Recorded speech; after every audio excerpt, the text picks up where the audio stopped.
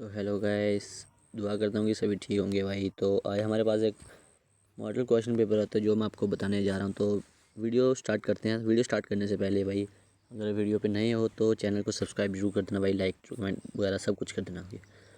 तो हमारे पास model question paper आ चुका है सोशल साइंस का, ठीक है। तो हम आज आपको, तो पहले तो भाई मैं आपको इसका इंट्रोडक्शन करवाऊँगा। इंट्रोडक्शन निर्देश मतलब हिंदी में, ठीक है। Examination are required to answer in their own words as far practicable. The booklet contains 13 printed page. तो फिर आगे आ गया हमारा दूसरा पार्ट आ गया जो the question paper has 4 section. हमारे क्वेश्चन पेपर में 4 सेक्शनें दी गई होंगी हमें। पहली होगी ए, दूसरी होगी बी, सी और and D. The total number of question is 52। जो हमारे क्वेश्चन टोटल नंबर होंगे वो होंगे हमारे 52, ठीक है। तो there are 30 multiple choice question in section A। 30 multiple question दिए जाएंगे हमें सेक्शन ए में। 4 option are given for each question. Choose one of the correct option. Each question के लिए 1 मार्क्स। हमें 4 ऑप्शन दिए जाएंगे जिसमें से हमें किसी एक ऑप्शन को चूज़ करना है जो हमारा करेक्ट आंसर होगा। Each question carriers 1 marks. हमारा हर क्वेश्चन 1 नंबर का होगा, ठीक है। तो जैसे कि आपको पता ही है कि खंड ए में कुल 30 बहुविकल्प प्रश्न हैं। प्रत्येक प्रश्न के 4 विकल्प दिए गए हैं। इनमें से एक सही विकल्प का चयन कीजिए। प्रत्येक प्रश्न का मान 1 अंक निर्धारित है। जिसमें से आपको 4 दिए जाएंगे, उसमें से आपको तो एक तो करना ही पड़ेगा जो 1 नंबर का होगा, ठीक है।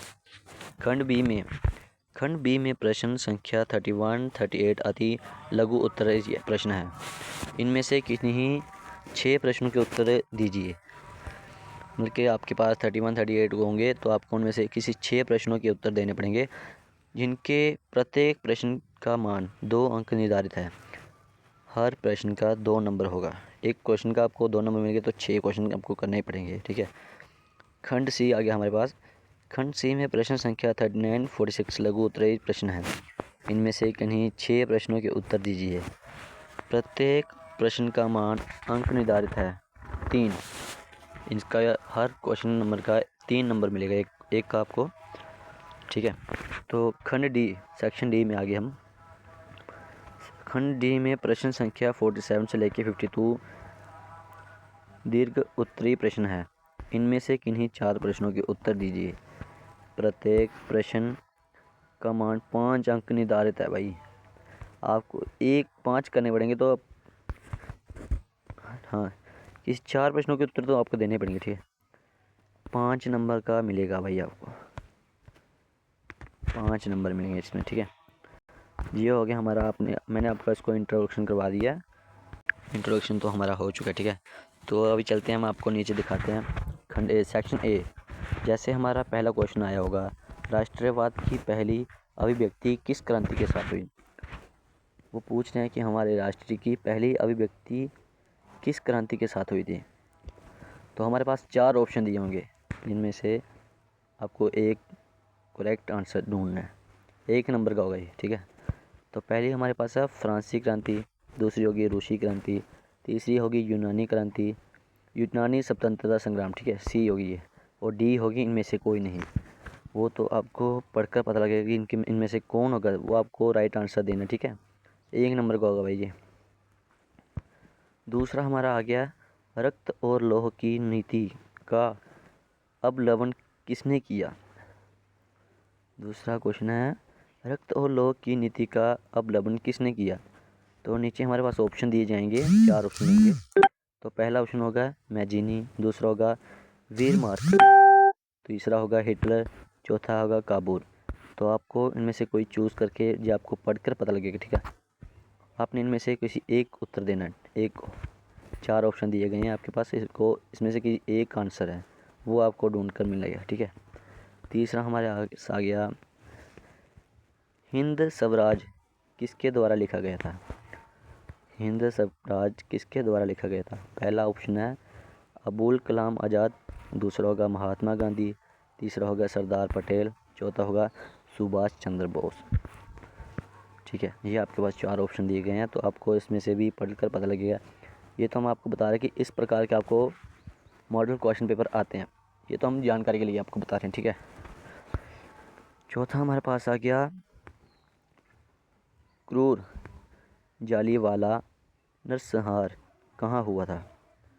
क्रूर जालियांवाला नरसंहार कहाँ हुआ था। तो हमारे पास 4 ऑप्शन फिर से दिए गए हैं नीचे।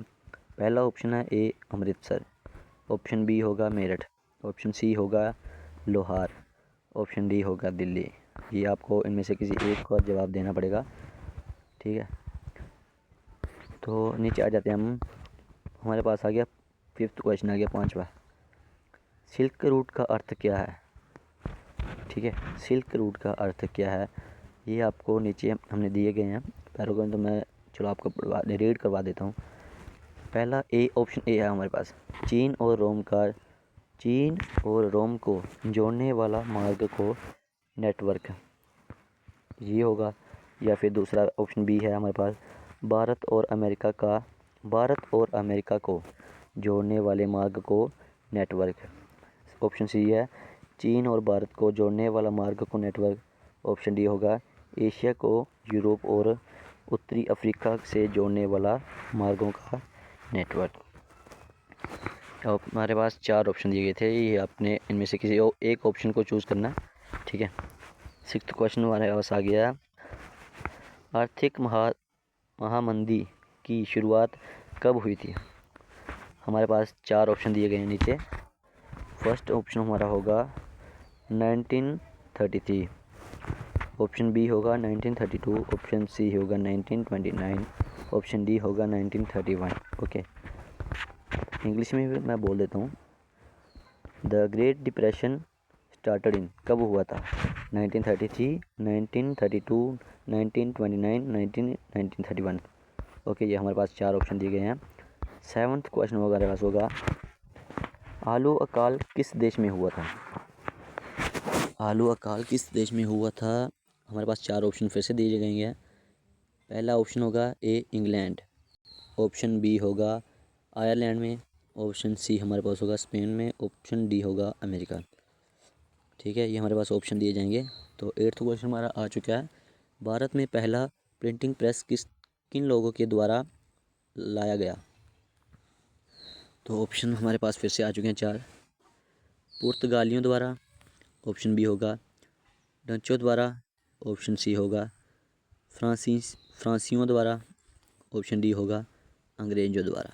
तो ये आपको बताना है इनमें से किसी एक आंसर है, ठीक है। तो हमारे पास क्वेश्चन नंबर 9 आ चुका है, मोटे कपास का उत्पादन कई देशों में किया जाता था, लेकिन बेहतर किस्में कहाँ है। बेहतर किस्में कहाँ आती थी। ओके, सॉरी मैंने गलत बोल दिया, थोड़ा माफ़ कर देना। तो ऑप्शन हमारे पास ए होगा फोर्स, ठीक है। ऑप्शन बी हमारे पास आ गया भारत, ऑप्शन सी हमारे पास है चीन, और ऑप्शन डी हमारे पास है सूरीनाम। तो ये आपको इनमें से किसी एक का जवाब देना पड़ेगा, ठीक है। तो क्वेश्चन नंबर 10 हमारे पास आ गया है, किस मिट्टी में लौह धातु की अधिकता होती है। ऑप्शन हमारे पास 4 दिए गए होंगे, ठीक है। तो ऑप्शन ए है लाल मिट्टी, ऑप्शन बी काली मिट्टी, ऑप्शन सी लेटराइट मिट्टी, ऑप्शन डी होगी जलोढ़ मिट्टी। तो आपको इन चारों में से किसी एक का जवाब देना पड़ेगा। हमारे पास 11th क्वेश्चन आ चुका है, बीच बचाओ आंदोलन क्या था, ठीक है। बीच बचाओ आंदोलन क्या था। ऑप्शन ए हमारे पास आ चुका है, रासायनिक खादों से अधिक उत्पादन, रासायनिक खादों से अधिक उत्पादन। ऑप्शन बी हमारे पास आ गया, टिहरी के किसानों द्वारा बनाया रासायनिक खाद के फसलों का उत्पादन। ऑप्शन सी हमारे पास है हरित क्रांति। ऑप्शन डी है पेड़ों का उगाना, ठीक है। ये 4 ऑप्शन हमारे पास दिए होंगे। तो हमारा अभी आ गया 12th क्वेश्चन हो गया हमारा, धरातल का कितना भाग जल से ढका हुआ है? तो ऑप्शन ए हमारे पास है 1/4, ऑप्शन बी हमारे पास होगा 2/4, ऑप्शन सी होगा 3/4, ऑप्शन डी होगा इनमें से कोई नहीं। ठीक है, ये आपको हम बता रहे हैं, तो आपने इस तरह प्रकार के आपको क्वेश्चन आएंगे। क्वेश्चन नंबर 13 हमारे पास आ गया, सुनहरा रेशा किस फसल को कहा जाता है? सुनहरा रेशा किस फसल को कहा जाता है?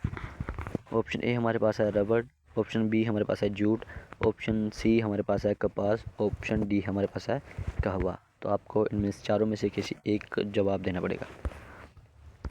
और क्वेश्चन नंबर हमारे पास आ गया 14। ठीक है, इसमें पवन महाशक्ति का दर्जा प्राप्त है।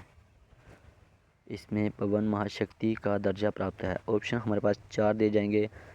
ऑप्शन ए हमारे पास है रूस, ऑप्शन बी हमारे पास है चीन, ऑप्शन सी हमारे पास है अमेरिका, ऑप्शन डी है भारत। ठीक है, हमारे पास 14 क्वेश्चन हो गया, सेक्शन ए चल रहा है। ठीक है, क्वेश्चन नंबर 15 आ गया हमारा, भारत में जूट उत्पादन में किस राज्य का महत्वपूर्ण स्थान है? ऑप्शन ए जम्मू और कश्मीर, ऑप्शन बी पश्चिम Bengal, option C Uttar Pradesh, option D Maharashtra. ये तो सबको मालूम ही होगा भाई कि भारत में जूट उत्पादन किस राज्य में महत्वपूर्ण स्थान है। ठीक है, ये सिंपल सा क्वेश्चन। तो हमारे पास क्वेश्चन नंबर 16 आ चुका है, सबसे लंबा राष्ट्रीय राजमार्ग कौन सा है? हमारे पास ऑप्शन 4 दिए गए हैं। ऑप्शन ए हमारे पास होगा राष्ट्रीय राजमार्ग H5-5। ठीक है, ऑप्शन बी हमारे पास होगा राष्ट्रीय राजमार्ग -7, ऑप्शन सी है राष्ट्रीय राजमार्ग -1, ऑप्शन डी इनमें से कोई नहीं। ये तो आपको चूज़ करना पड़ेगा। ठीक है, मैं तो बतला रहा हूँ, आपको जानकारी दे रहा हूँ कि इस प्रकार के क्वेश्चन जो आते हैं। क्वेश्चन नंबर 17 हमारे पास आ चुका है, श्रीलंका में बहुसंख्या कौन है? ए ऑप्शन ए हमारे पास है तमिल, ऑप्शन बी हमारे पास है सिंहली, ऑप्शन सी हमारे पास है बौद्ध, ऑप्शन डी हमारे पास है इनमें से कोई नहीं। तो ये 4 ऑप्शन हो गए। ठीक है, क्वेश्चन नंबर 18 हमारे पास आ चुका है। क्वेश्चन नंबर 18 है, पोखरण भारत के किस राज्य में है? पोखरण भारत के किस राज्य में है? तो ऑप्शन 4 दिए गए हैं। ऑप्शन ए है जैसे Rajasthan, option B Gujarat, option C Punjab, option D Jharkhand. ठीक है, तो हमारे 18 क्वेश्चन कंप्लीट हो गया है। क्वेश्चन नंबर 19, संघ सूची, राज्य सूची और समवर्ती सूची का उल्लेख संविधान के किस अनुसूची में किया गया है? ऑप्शन 4 दिए गए हैं। वैसे हमारे पास ऑप्शन ए 5वीं, ऑप्शन बी 6वीं, ऑप्शन सी 7वीं, ऑप्शन डी 8वीं। तो आपको इनमें से बताना पड़ेगा। ठीक है, ऑप्शन 20 क्वेश्चन नंबर 20 हमारे पास आ चुके हैं अभी, भारतीय समाज माना जाता है। ऑप्शन ए एकमात्र सहायतात्मक समाज, ऑप्शन बी एक प्रतिसहायतात्मक समाज, ऑप्शन सी एक ब्राह्मण समाज, ऑप्शन डी इनमें से कोई नहीं। ठीक है, तो क्वेश्चन नंबर 21 करने जा रहे हैं हम, भारत किस प्रकार का राज्य है? ठीक है, ऑप्शन ए हमारे पास होगा लोकतांत्रिक। ठीक है, धर्मनिरपेक्ष, ऑप्शन सी होगा कल्याणकारी राज्य, ऑप्शन डी होगा उपरोक्त सभी। तो ये तो आपको चूज करना पड़ेगा। ठीक है, क्वेश्चन नंबर 22 हमारे पास है, बामसेफ किसका अनुमोदन था? बामसेफ किसका अनुमोदन था? ऑप्शन ए हमारे पास है किसान, ऑप्शन बी कर्मचारी, ऑप्शन सी होगा हमारे पास उद्योगपति, ऑप्शन डी हमारे पास होगा उपरोक्त सभी। ये आपको बताना पड़ेगा। ठीक है, क्वेश्चन नंबर 23 हमारे पास आ चुका है, राजनीतिक दलों का मान्यता कौन देता है? ऑप्शन ए होगा चुनाव आयोग, ऑप्शन बी राष्ट्रपति, ऑप्शन सी हमारे पास होगा संसद, ऑप्शन डी हमारे पास होगा न्यायपालिका। ठीक है, ये 4 ऑप्शन दिए जाएंगे। क्वेश्चन नंबर 24 हमारे पास आ गया, इनमें किस देश में एक दलीय शासन व्यवस्था है? Option A Bharat, option B होगा चीन, ऑप्शन सी होगा ब्रिटेन, ऑप्शन डी हमारे पास होगा अमेरिका। ठीक है, 4 ऑप्शन तो दिए गए। क्वेश्चन नंबर 25 आ चुका हमारे पास। भारत में लोकतंत्र की सफलता में क्या बाधा है? ऑप्शन ए हमारे पास होगा गरीबी, ऑप्शन बी होगा मतदान का दुरुपयोग, ऑप्शन सी हमारे पास होगा शिक्षा, ऑप्शन डी हमारे पास होगा उपरोक्त सभी। क्वेश्चन नंबर 26 आ चुका है। भारत के किस राज्य में प्रति व्यक्ति आय कम है? ऑप्शन ए होगा उड़ीसा, ऑप्शन बी होगा मध्य प्रदेश, ऑप्शन सी होगा बिहार, ऑप्शन डी होगा केरल। ठीक है, तो क्वेश्चन नंबर 27 हमारे पास है, रोजगार गारंटी अधिनियम कब लागू किया गया? ऑप्शन हमारे पास 4 होंगे। ऑप्शन ए होगा जैसे 2005, option B 2004, option C 2003, option 2006। ये आपको बताना होगा। क्वेश्चन नंबर 28 हमारे पास है, भारत में मृदा जारी कौन करता है?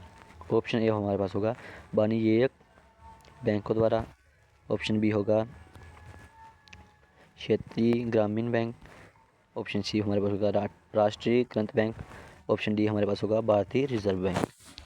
ठीक है, क्वेश्चन नंबर 29 हमारे पास आ चुका है, कागज़ से बनी मृदा क्या कहलाती है?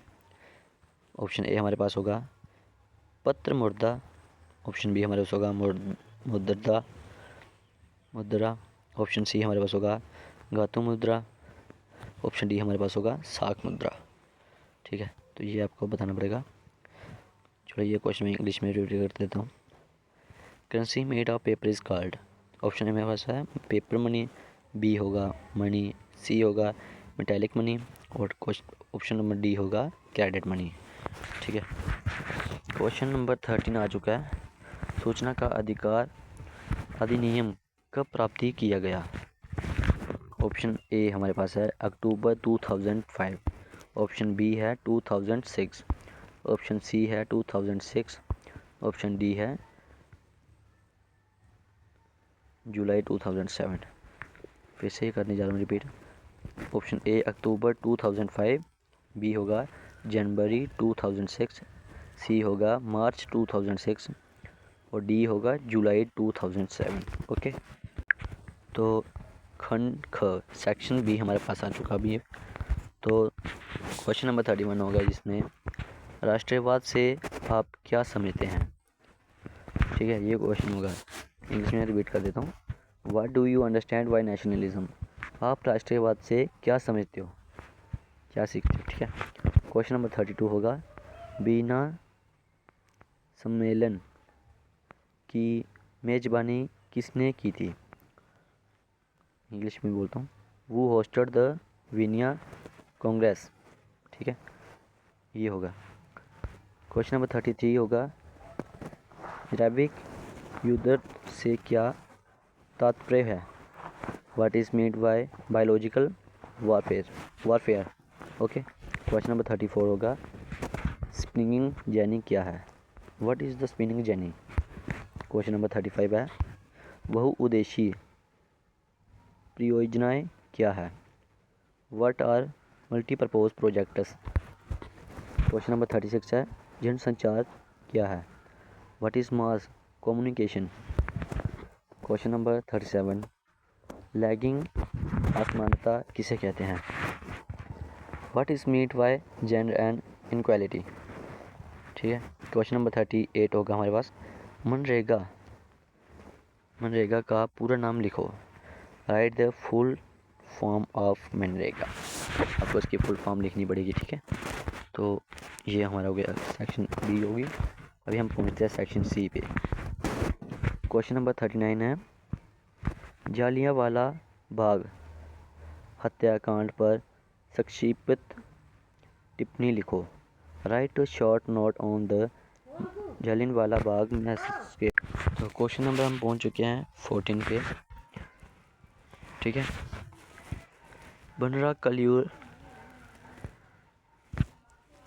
बनराक्यूलर एक्ट पर टिप्पणी लिखो। Right a note on the vernacular act, इस पे आपको लिखना पड़ेगा। क्वेश्चन नंबर 41 होगी, वनस्पति जगत एवं प्राणी जगत में अंतर लिखे। Differentiate between flora and fauna. Flora and fauna में आपको डिफरेंट वो लिखना पड़ेगा। क्वेश्चन नंबर 42 होगा, मोटे अनाज से क्या तात्पर्य है। What is mean by coarse grains. Question number 43 हमारे पास आ गया, प्राकृतिक गैस और बायोगैस में अंतर स्पष्ट करें। Differentiate between natural gas and biogas. ठीक है। 44 क्वेश्चन नंबर है हमारा, जातिवाद में दुष्प्रभाव क्या है। What are the ill effects of casteism. Question number 45 हमारा है, प्राथमिक क्षेत्र,